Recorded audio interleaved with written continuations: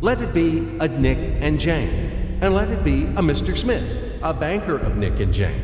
They both keep their money in his bank. That's why we use the title Mr. Smith with respect. Nick really wants to buy, well, let's say Jane's bicycle, but he has no money. More precisely, he has money, but not enough, only $10, while Jane wants $100 for her precious bicycle.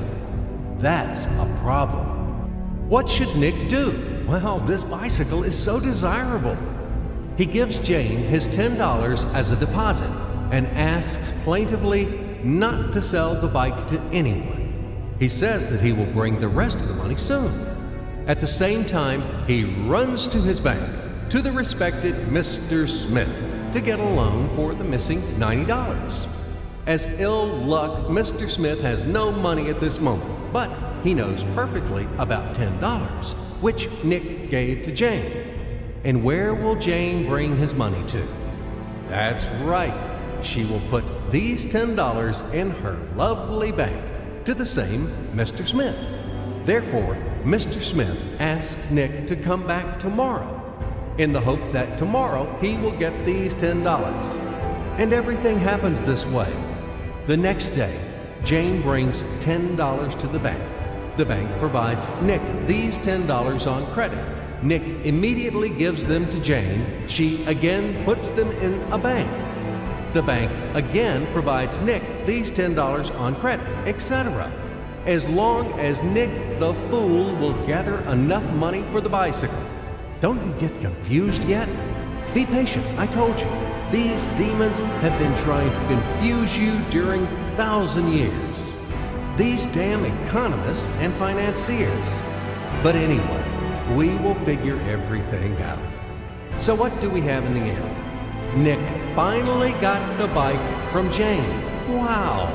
But at the same time, Nick owes $90 to the bank, Mr. Smith, and the bank, in its turn, owes $100 to Jane.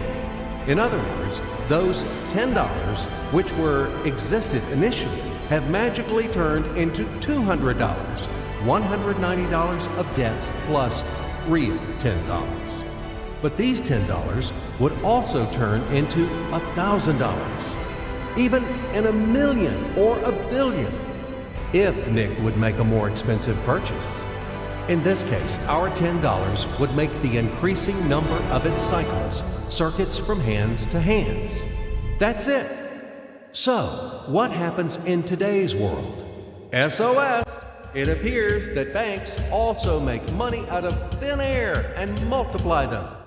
Not only Fed can produce money, but banks either. In short, everybody can do this, except you and me. We are not in the business at this celebration of life. I would like to print or draw some money as well. In fact, these banks multiply money without any control. And we're still wondering why the banker lives better. What are naive fools are we? Now it is clear why. The one who produces the money, of course, lives better. But this is not enough. From this moment, poor Nick will never be able to repay his debts owed to the bank, no matter how hard he would work. Silly Nick doesn't know it yet, that he's in slavery to the bank, in credit bondage forever, because those $90, which he owes to Mr. Smith, do not exist in nature at all. Sly Mr. Smith made his money out of nothing. He created them out of thin air, just one click. And $10 turned into $200. Yes, but you can object reasonably.